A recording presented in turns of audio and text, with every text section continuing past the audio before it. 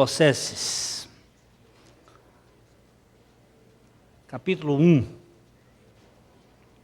Ele nos libertou, verso 13, Ele nos libertou do império das trevas e nos transportou para o reino do Filho do seu amor. Trevas, oposto de trevas, amor, não luz. O reino é do Filho do seu amor. Ainda que este reino do Filho do seu amor seja o reino da luz. Amor é a característica da identidade de Deus. Deus é amor. Ele nos transportou deste império de trevas, de cegueira, de invisibilidade das coisas espirituais. Capítulo 2, verso 1, gostaria que soubesses quão grande luta venho mantendo por vós, pelos laudicenses, por quantos não me viram face a face. Mas ele não tirou-nos do império das trevas e nos transportou para o reino da luz, porque essa luta, Paulo está lutando por causa dos terríveis adversários da fé. Nesta ocasião, num tripé de misticismo, de legalismo e o sistema voltado para as coisas de mistério. Aquela salada de fruta que havia se misturado lá no tempo do século I, ainda incipiente. Depois vocês vão ver no segundo século, mais forte. O livro de Judas, o Evangelho de Maria Madalena, toda esta gama do priorado de Sião, que aí aparece hoje no belíssimo romance do Dan Brown, com toda aquela trama policial que é o Código da Vinci, mas por trás aquele sistema gnóstico, Rosa Crucis, todo esse sistema maçônico, todo esse sistema que está dentro da igreja católica, evangélica, protestante, com muita ênfase nos poderes latentes da alma. Começou lá. Começou ainda fininho, bem incipiente, mas que se tornou muito forte, muito grosso. Não é? Numa certa época, Marcílio Ficino, grande pensador e padre católico, conseguiu traduzir as Pimandras e os Asclépios, aqueles conhecimentos de Hermes Trismegisto para a igreja, muita influência, Averroes, Avicena, dentro da igreja. Chegou um tempo que era pecado rir. Nem rir você podia. Sacralidade. As pessoas eram sisudas, santidade era martírio. E aqui estavam os princípios que nós vamos olhar um pouquinho aqui. Aí ele começa de capítulo 2, dizendo: eu tive uma grande luta e cuidado. Ele usa 4 vezes a ideia ninguém engane vocês, ninguém enrede vocês, ninguém julgue vocês, ninguém sirva de árbitro contra vocês, ninguém. Liberdade, expressão. Vamos, capítulo 2, verso 4. 2:4. Ninguém, assim digo, para que ninguém vos engane com raciocínios falazes. Ninguém vos engane. Olha, a coisa mais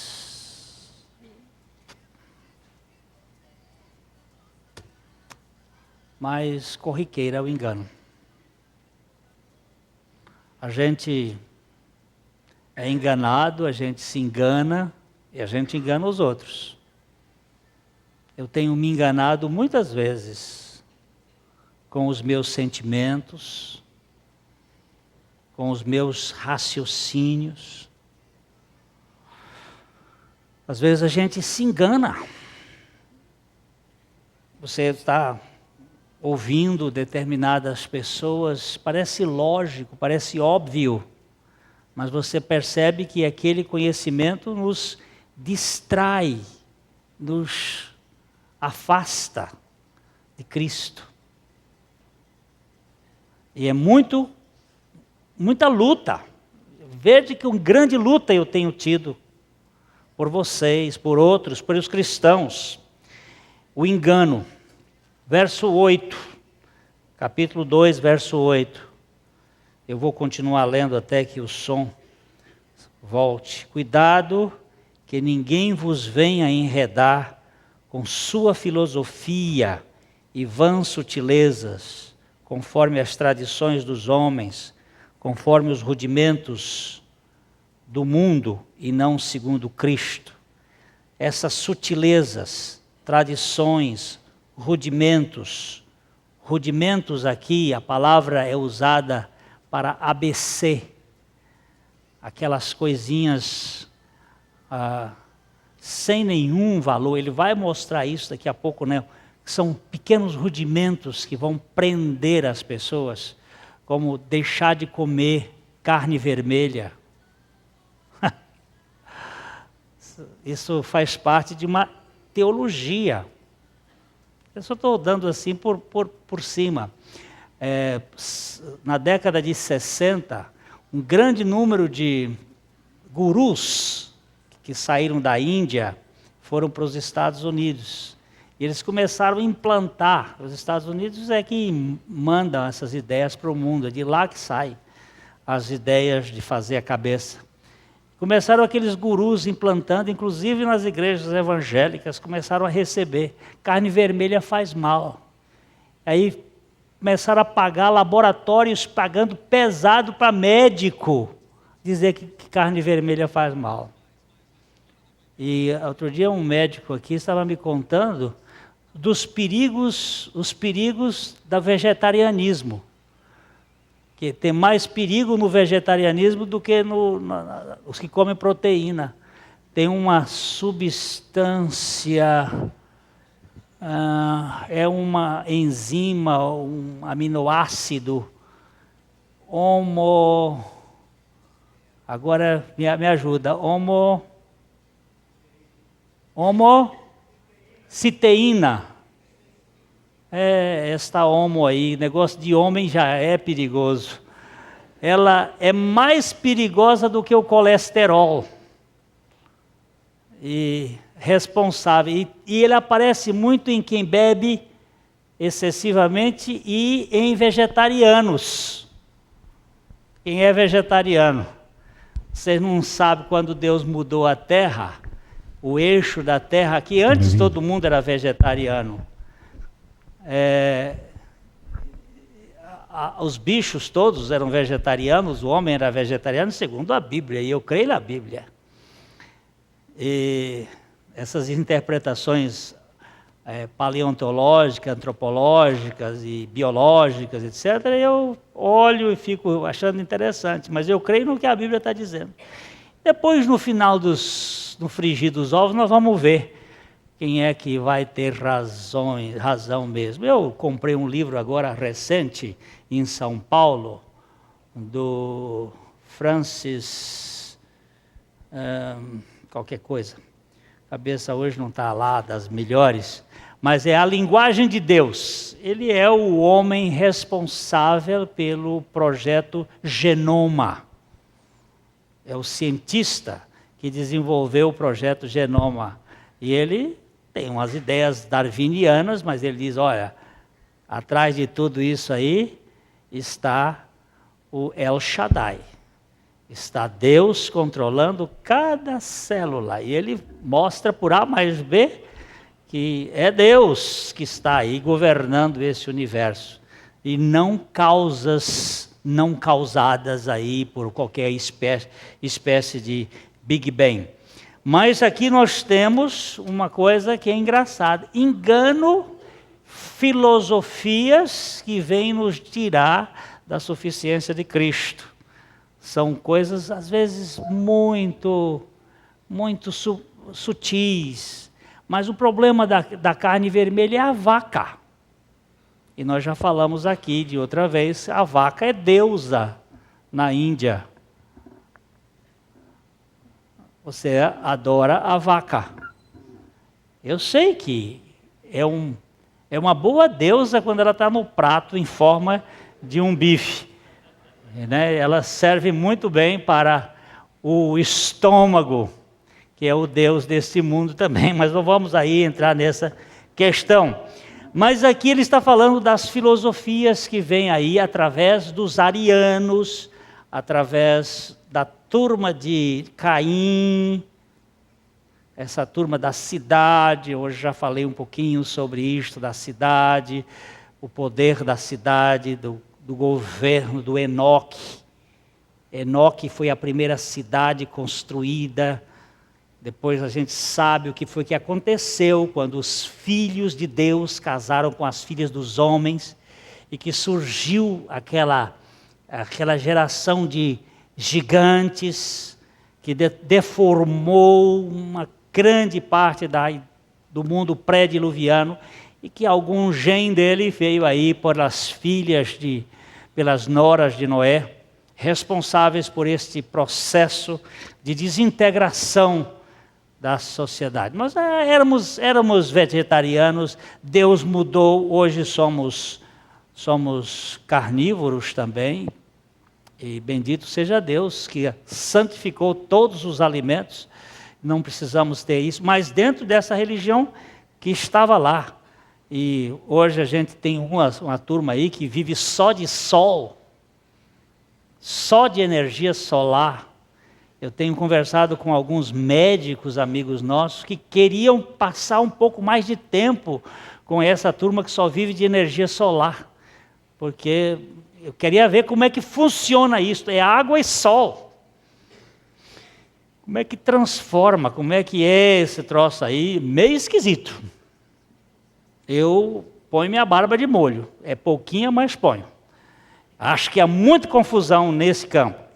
Mas isso chama a atenção.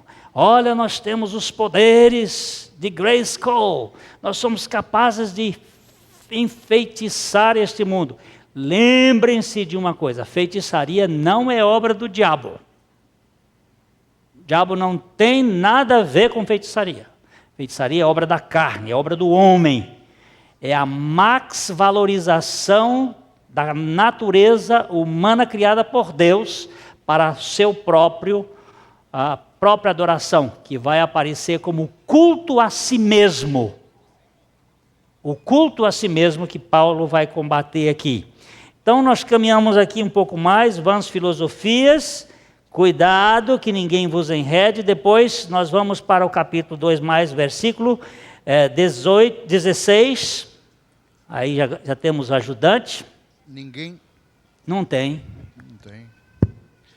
Ninguém, pois, vos julgue por causa de comida e bebida, ou do dia de festa, ou lua nova, ou sábados. Porque tudo isto tem sido sombra das coisas que havia de vir. Porém, o corpo é de Cristo. Porém, a realidade é Cristo. Ninguém venha colocar essas coisas na cabeça de vocês. Por favor, vocês têm uma realidade, vocês têm um corpo, e esse corpo é Cristo, essa realidade. Essas sombras todas que estão apontando aí, estão apontando para Cristo, a única realidade espiritual que se manifestou para nós, homens falíveis, foi Cristo. Aí no verso 18 ele volta ao quarto ninguém. Ninguém se faça árbitro contra vós outros, pretextando humildade e culto dos anjos, baseando-se em visões, efatuando sem motivo algum na sua mente carnal. E não retendo a cabeça, do qual todo o corpo, suprido e bem vinculado por suas juntas e ligamentos, cresce o crescimento que procede de Deus. Nesse nosso encontro passado, aqui agora, no primeiro culto, nós estivemos olhando aqui exatamente este ponto, não retendo a cabeça, Cristo, o qual todo o corpo suprido, alimentado de Cristo, vinculado por suas juntas e ligamentos ou ligaduras, cresce o crescimento que procede de Deus. Esse crescimento de Deus, não o crescimento da carne, mas o crescimento que procede de Deus. Ninguém engane vocês, ninguém enrede vocês, ninguém julgue vocês, ninguém seja árbitro contra vocês, pretextando humildade, culto dos anjos, essas coisas que não têm valor algum. Olha, eu tive uma visão lá, essa visão, você fique com sua visão. Jeremias chega a dizer, aquele que tem uma visão, conte a sua visão como visão, porque não tem nada a ver a palavra de Deus com isso aí. O que tem a ver a palha com o trigo? A visão pode ser útil, pode ser boa, mas a visão não forma doutrina. A visão não forma a base da revelação. A base da revelação, hoje, mais do que nunca, está em Cristo. Nós usamos no primeiro culto algumas ideias muito preciosas desse novo livro do Brennan, Convite à Loucura. Na verdade, o título dele em inglês tem um outro significado. Ele deu a importância de coisas tolas. Aquilo que o mundo não dá valor. Quais são as coisas tolas deste mundo? A suficiência de Cristo. A pessoa de Cristo, a obra de Cristo, são coisas tolas. Que ninguém dá valor. Mas essas coisas tolas é que nos dão sentido, é que nos dão significado. É Cristo, é Cristo, é Cristo. E há uma expressão aqui que Brennan me chamou a atenção. Ele diz, por que tantos cristãos se mumificam com a idade madura? Por que param de crescer na dimensão espiritual de nossas vidas? Por que nossas liturgias se tornam tão estagnadas e nossos encontros de oração tão tão estilizados? Porque a criatividade e a flexibilidade cedem espaço para a repetição e a rigidez. Ou a vida é vivida como nova criação? Vamos dar mais uma vez a dica do que funcionou no passado. O sopro de Deus está engarrafado e o espírito itinerante bloqueado. O novo, o criativo, o jovem é visto com suspeita, não com fascinação. Viver é mudar, escreveu John Harry. E ter vivido bem é ter mudado frequentemente. Mas o medo do fracasso evita qualquer surpresa do espírito. Olha aqui. Não existe crescimento sem ruptura. E não existe crescimento de Deus sem novidade. Um dos problemas da igreja é a mesmice, é a estagnação. Uma coisa que a palavra vai nos mostrar é a necessidade que nós temos de segurança é aquilo que nos impede a crescer. As pessoas querem ficar tão seguras que impedem que o Espírito conte coisas novas. E aí nós nos estagnamos. Nós perdemos a visão do crescimento de Deus. E ele diz exatamente isso assim. não retendo a cabeça, da qual todo o corpo, bem suprido e bem vinculado por suas juntas e ligamentos, cresce o crescimento que procede de Deus. E o parágrafo seguinte começa: se morrestes com Cristo. É engraçado. Como é que cresce se morrestes com Cristo?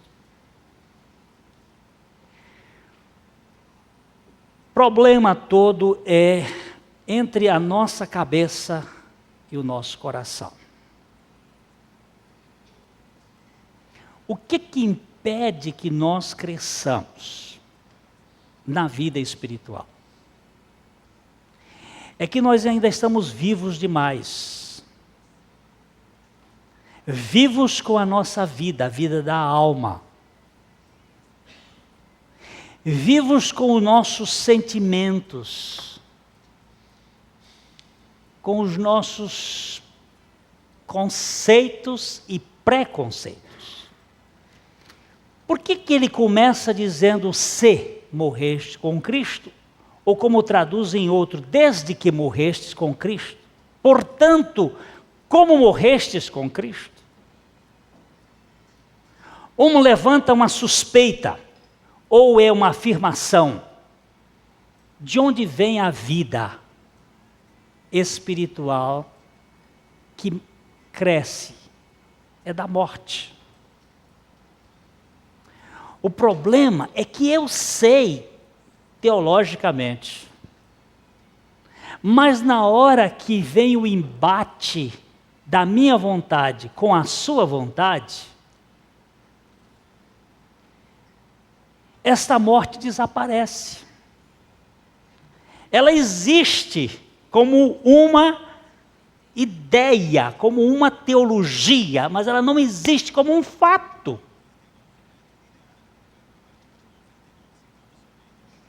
Como uma experiência de fé. Aí eu começo a julgar, a condenar, a criticar, a murmurar, a reclamar. Evidência de que minha alma está viva.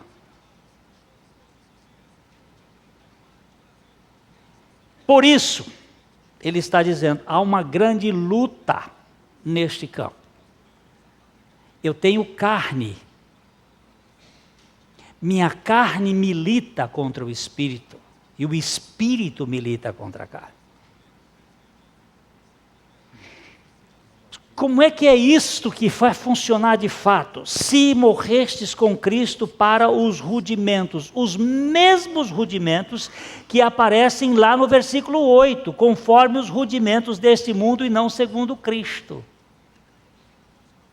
Quais são os rudimentos? Não toques nisso, não manusieis nisso, não proves aquilo, não toques naquilo outro. Olha que coisa mais engraçada. O que é isto? Ele diz, não tem valor nenhum contra a sensualidade. Só forma o culto de si mesmo, que tem a aparência de ser uma coisa boa.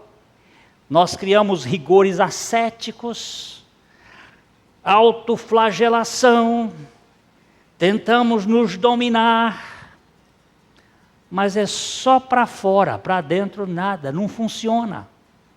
Os sentimentos estão lá, a carne está lá, não é segundo Cristo, é segundo as nossas teses.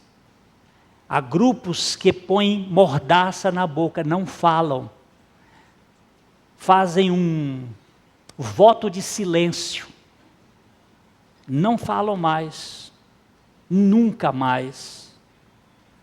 Há grupos que continuam se autoflagelando, outros que procuram fazer serviços de humilhação, mas o orgulho de exibir esses serviços, contar para os outros, ainda é o problema.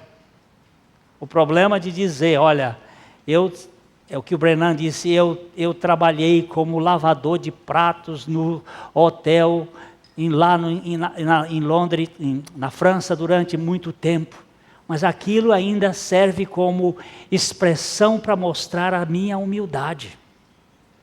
Que eu fiz coisas humildes. Eu trabalhei como servente de pedreiro. Eu trabalhei dentro de um homem intelectual, de uma alta cultura, tendo que fazer coisas humilhantes, que era carregar esterco de uma fazenda, durante 3 anos. Mas aquilo foi para o currículo. Com que finalidade? Parece que ele está dizendo assim, esta humildade, que tem aparência de humildade, mas no fundo, tem orgulho nessa humildade.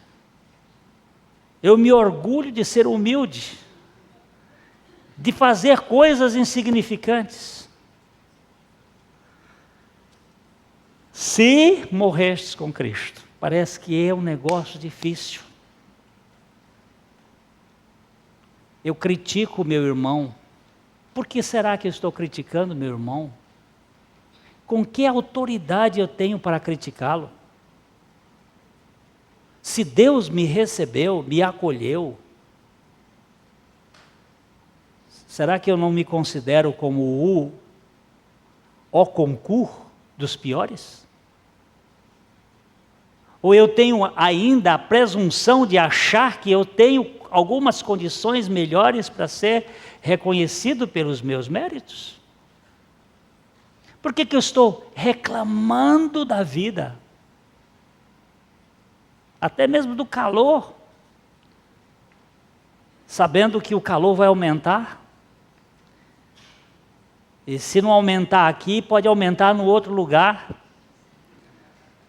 E aí a situação pode ser muito mais triste. Quer dizer que Deus não está no controle da nossa vida. Desde que morremos com Cristo, parece que é a cláusula do crescimento. É o ponto do crescimento. Quando é que nós vamos chegar a essa posição de dizer, não mais eu, mas Cristo? Tenho direitos, tenho prerrogativas, tenho que tratar algumas coisas, minha alma, tenho carne, tenho desejos.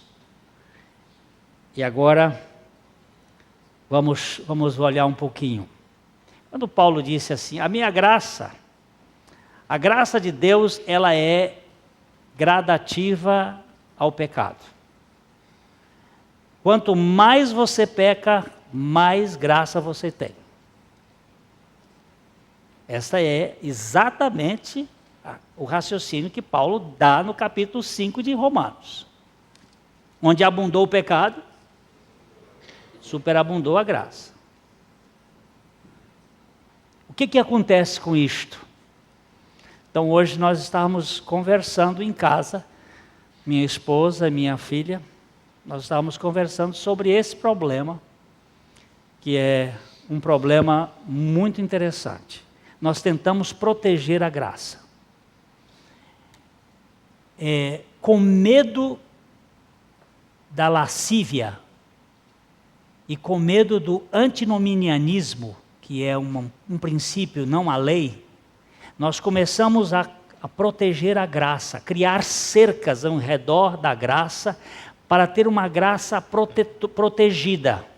E o Dr. Mark Lloyd Jones disse uma coisa, eu nunca prego a graça sem correr risco de ser mal interpretado. Sempre que eu pregar a graça, eu tenho um problema de que alguém pode dizer que há uma graça banalizada. Mas eu prefiro correr o risco de pregar a graça e ser mal interpretado do que tentar fazer uma cerca ao redor da graça. Deus é maior do que o meu pecado. E quando Paulo estava argumentando isto, veio a seguinte questão. Então, lógico, é óbvio, eu vou pecar, porque onde há muita graça, onde há muito pecado, há muita graça, eu vou pecar até haver um dilúvio de graça aqui em cima de mim. E ele então faz um raciocínio dizendo, capítulo 6 de Romanos, versículo 2. Romanos 6, 2. De modo nenhum. Como viveremos ainda no pecado, nós, os que para ele morremos? Olha, é questão do morremos. Morremos onde? Se morrestes com Cristo. De onde vem o crescimento? Se morrestes com Cristo. Para ele morremos. Morremos onde? Morremos com Cristo. Mas o que é isto? Isto é uma experiência ou isso é apenas uma doutrina? Eu sei isto ou eu creio nisto? Eu sei, para mim está claro, essa doutrina é muito linda, especial, mas como eu vou agir quando tocarem na minha dignidade? Entre aspas, porque eu não a tenho, mas eu esboço ter. Vamos aqui. Quando chegar diante e disser assim, você é um ladrão, como é que eu vou agir? Eu tenho que me defender? Ou eu aceito a defesa de Cristo como única defesa para a minha vida? Como é que eu vou crescer espiritualmente? Será que eu preciso expor para fora, colocar os argumentos? Não, eu nunca roubei, explicar. Ou fazer como Henry Suso, quando chegou aquela mulher com um menino nos braços, e chegou e colocou nos braços dele e disse assim, aqui está o fruto do seu pecado. E Henry Suso não conhecia a mulher, e era mais puro do que uma pomba. E ele ficou com a criança na mão, e a mulher saiu, e deixou Henry Suso lá, com a menina. E agora? A notícia saiu, de boca em boca. Contado, olha então, o santo, o nosso pastor, o nosso homem de Deus, olha aqui, é um falso, é um mentiroso. Ele foi para o monte, colocou-se diante de Deus e clamou, e clamou. Deus, é mais do que eu posso suportar, eu não aguento essa dor. Clamou. Quando ele estava lá chorando, Deus disse para ele assim, vai e faça como eu fiz. E como foi que o Senhor fez? Aceitei o pecado dos outros e não me justifiquei. Henry Suso desceu, criou a menininha como sua filha, nunca disse mais nada sobre o assunto, até que anos depois apareceu a mulher e disse, tudo era mentira. Mas como diz o Deverne Fromm, o assunto já tinha sido tratado com ele, porque o que Deus queria fazer com Henry Suso tinha feito, a cruz já tinha trabalhado na vida dele, não tinha mais justiça para se defender. Quem é você, Glênio? Eu sou. Às vezes minha esposa até diz assim, não usa essas expressões assim, eu sou um ladrão, eu sou um adúltero, eu sou um mentiroso, eu sou um falso, essa natureza eu a tenho, mas Jesus, lá na cruz ele me levou. eu sou aceito por Deus. Aonde está o centro da sua aceitação? Na sua conduta ou em Cristo? Essa é a questão. É no seu modo de vida ou na suficiência de Jesus Cristo? Teologicamente é na suficiência de Jesus Cristo. Vivencialmente é no meu modo de vida, e aí não há crescimento. Aí não há crescimento. Eu fico debatendo comigo. Porque o que Deus quer remover de mim é toda a minha autossuficiência, para que eu possa depender inteiramente do Senhor. Então, um dia um irmão chegou para mim e disse assim: Glênio, eu estou no fundo do poço, eu tenho fracassado. E eu pude dizer com ele: glória a Deus. Ele disse: você está dizendo glória a Deus pelos meus fracassos? Eu digo: estou dizendo, porque os seus fracassos são a bendita expectativa da graça de Deus de levar você ao fim de si mesmo. Para você não confiar em si de modo algum. Quando a Bíblia está dizendo que maldito é o homem que confia em si, no próprio homem, no seu braço, ela não está fazendo aí uma figura de linguagem, ela está dizendo o fato. Eu olhei ali, eu vi o Dominaldo bem na minha frente, aí eu digo assim: Dominaldo, você é um homem extraordinário. Ele já bota um riso na cara, acreditando que é mesmo. Se eu disser para ele assim: Dominaldo, você é um crápula, aí ele fecha a cara. Qual das duas é a mais verdadeira? Eis a questão. A gente gosta de conceitos bons, tem medo do julgamento. Como é que significa este ponto aqui? Não mais eu.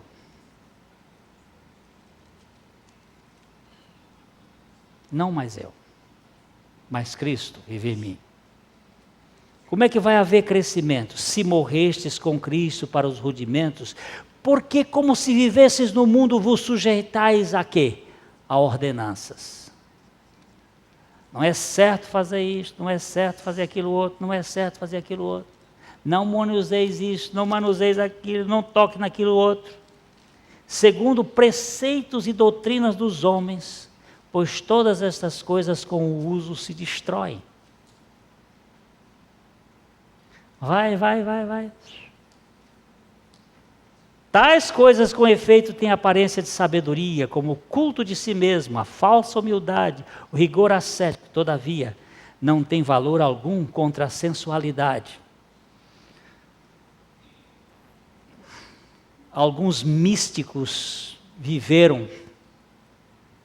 Um viveu em cima de uma estaca, 27 anos, amarrado, o cabelo cresceu, a barba cresceu, não trocava de roupa, 27 anos, em cima daquela estaca. Você já imaginou o que é isso? Chuva, frio, que perfume. Isto se autoflagelando, sinceros? Sincero. Muito sincero. Quantas pessoas se chicoteiam, colocam silício nas pernas, no corpo. Eu tenho uma sobrinha que fez parte dessa organização católica, Opus Dei. Tinha que tomar banho frio e botar silício no corpo para se martirizar, para se flagelar. Com 8 anos de idade, ela viu a sua mãe morta aqui dentro desse... E nunca mais quis vir a essa igreja. E caminhou por um caminho de luta, de fuga, até o dia que o seu filhinho mais velho disse assim, eu quero ir naquela igreja. Qual é a igreja que você quer ir? Na igreja do tio. Ela disse, mas eu não quero ir lá, mas eu quero. E ela veio aqui contra a vontade. E foi um dia que Deus falou sobre a morte em Cristo. Ela sentadinha ali depois do culto, ela veio de lá e disse, tio, eu não sabia que eu tinha sido crucificada com Cristo. E o Senhor tirou o espectro do fantasma da morte e colocou a vida. A bichinha tinha corpo, marcada no corpo, o silício, as dores. Isso não é coisa do século passado, isso é coisa de hoje, século 21. Para quê? E o sacrifício de Cristo é o quê?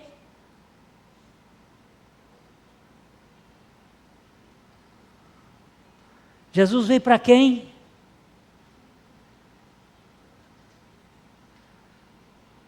Veio para Brennan Manning, bêbado lá do Alcoólicos Anônimos, único lugar, e segundo ele, na face da terra, que ele tem visto, onde o amor igualiza as pessoas, o rico e poderoso, e o pobre e humilhado, se tornam iguais porque todos são falidos e lá são aceitos unicamente pela graça de Deus.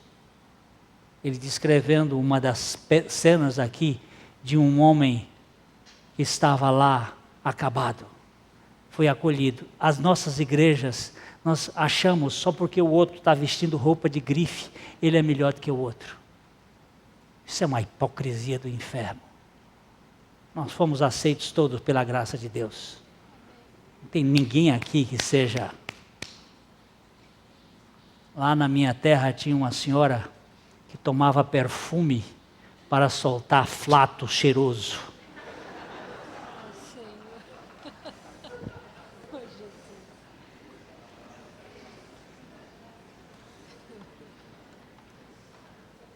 Isso parece piada, né? Mas o orgulho daquela mulher era tão impressionante. O marido dela ia dançar nos bailes e levava 3 ternos feitos em França. Isso lá no interior do Piauí. Era feito em França, não era na França não se dizia isso. Em Paris.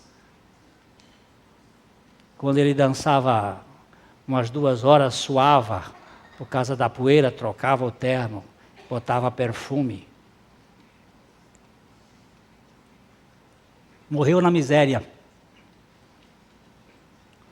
por causa do seu orgulho, da sua vaidade. Mas eu tenho visto tanta gente dentro da igreja, que não bebe perfume, mas arrota Éden, como se fosse. Meu irmãozinho, nós somos maltrapilhos, somos rugmuffin gospel. Nós temos um evangelho para maltrapilhos da graça de Deus, aceitos por Cristo Jesus. Amém. E morremos, e é aqui onde está a história. Morremos. Quem é você? Eu agora não estou com mais preocupação, né? Mas nós temos um moço que tem problemas de homossexualismo, que tem vindo à nossa igreja, e algumas pessoas fazem questão de não tocar nele, nem de falar com ele. E ele disse, eu sou leproso, não é pastor? Eu digo, é igual a mim, meu filho. Nós somos leprosos.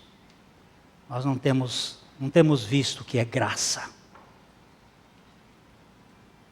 Nós selecionamos as nossas pessoas. Ele disse, mas eles vão ver o que Deus vai fazer. Eu digo, não, meu filho, você não vai mostrar nada, não. Deus vai fazer. E a glória dele é dele mesmo. Não é para você ver. Não fique pensando que vai fazer porque você é isso, não. Ele vai fazer porque ele ama fracassados. Ele ama prostitutas. Ele é o Deus dos doentes, o Deus da salvação. Morrestes, não temos mais direito, não temos mais reputação. não temos mais condições, fomos acolhidos, fomos aceitos. Deus é o Deus da verdade, Deus da graça, Deus que nos chama. Se já morremos com Cristo, cremos que também com Ele viveremos. Ele é suficiente. Isso é uma das coisas mais lindas que eu vejo no Evangelho, é esta incondicionalidade da graça de Deus. A lei continua aí, mas nós morremos para a lei no corpo de Cristo, para viver pela justiça de Cristo, com a graça de Deus. Hoje que eu sou salvo, eu sou melhor. Não, continuo. Ou pior, continuo aquele desqualificado, aceito, acolhido, apanhado. Depois vocês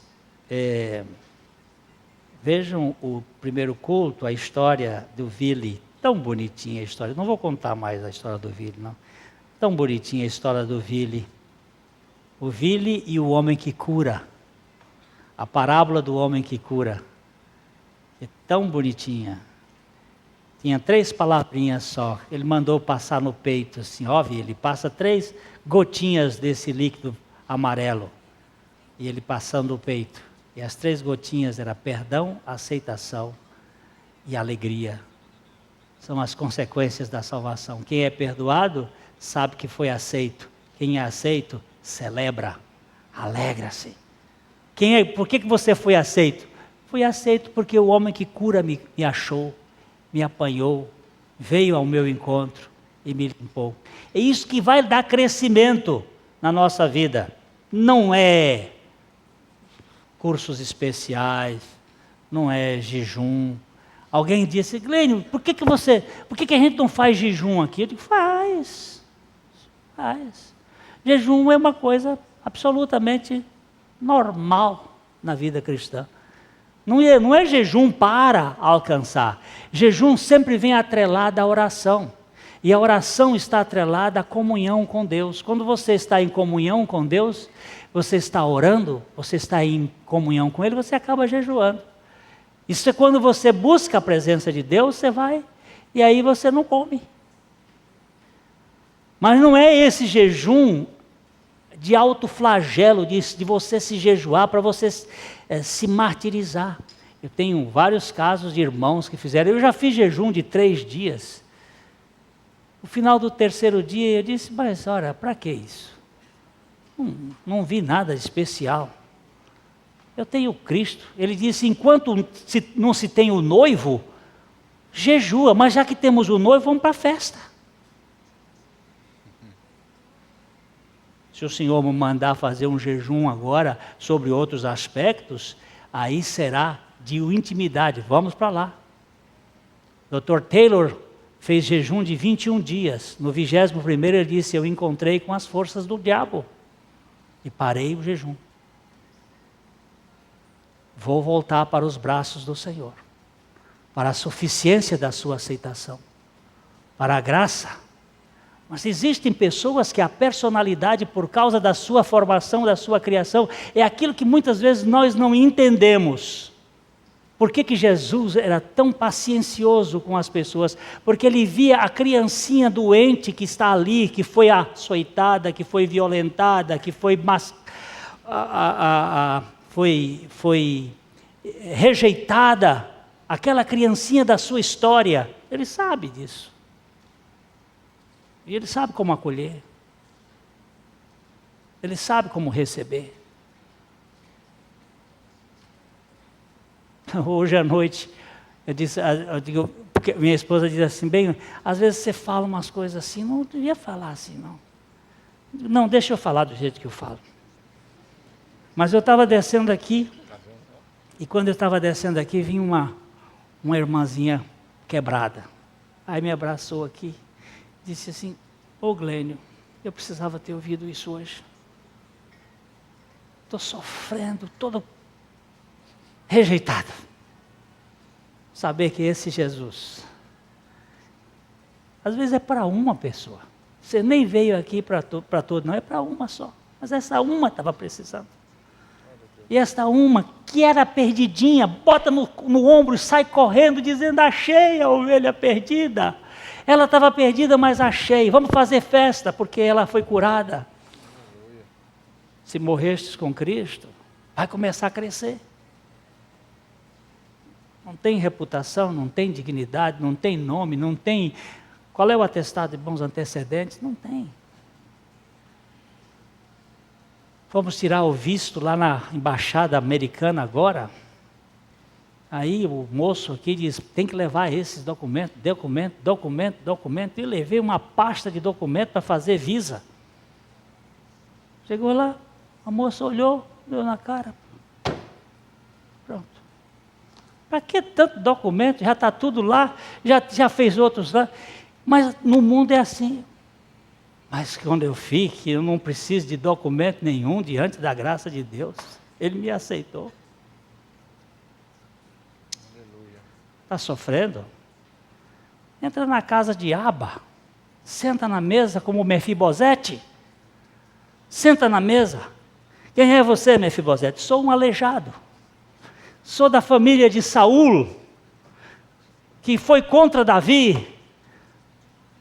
Sou neto de Saul. Não tenho direito mais, essa dinastia acabou. A dinastia de Benjamim acabou. Agora é a dinastia de Judá. Não, senta aqui, Mefibosete. Você tem todo o direito a comer da mesa do rei. A comida especial. Você não é meu inimigo. Você é filho do meu amigo Jonas.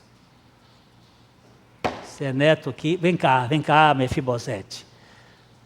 Ô irmãos, você e eu somos Mefibosetes feridos e fedidos. A ferida de Mefibosete cheirava mal. Mas ele estava na mesa do rei. Isso significa graça. É aí que vai sarar. Não é esses rigores ascéticos. Não é essas coisas aí de... Nós precisamos de quebrantamento. Da graça de Deus. Isso aí você pegou também, né? Os irmãos lá de onde estão aí os irmãos? De vários lugares. Hoje, aqui nós estamos com irmãos do Brasil e do mundo ligados via internet. Vários locais. E a gente tem que saudar esses irmãos dizendo, o Deus de longe é também um Deus de perto. Essa história que estão cantando por aí, é Deus de longe, é Deus de perto, não é de longe, isso não é verdade. Esse cântico é falso. Não existe isso na Bíblia, não. Isso foi uma cantora que botou aí. E disse que ele é Deus de longe, é Deus de perto, não é de longe. Não, a Bíblia diz que ele é Deus de perto e Deus de longe. Ele é Deus que está em todo lugar. Essa história que está aí é coisa do humanismo que quer só toques de perto. Não. Deus está lá na Noruega. Cadê a irmã André? Já viajou? Nem sei, ela está indo para a Noruega. De lá da Noruega ela assiste aqui. Da Suécia, nós temos os irmãos da Suécia participando hoje no culto. Uns domingos atrás tinha 4 de Israel. Então a gente está aí com os irmãos do mundo. E conhecendo cada vez mais a suficiência de Jesus. Nada de espetacular, espetacularismo, de show, mas a suficiência daquele que nos aceita para nos curar. É verdade que uns demoram mais, mas ele não perde de vista. A dureza do nosso coração ele quebra com graça.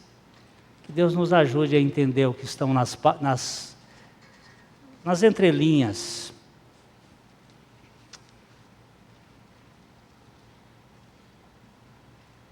Só para dizer uma coisa, um dos homens que mais tem contribuído para a minha compreensão de algumas coisas foi Harry Nowen. Ele tinha tendências homossexuais muito fortes.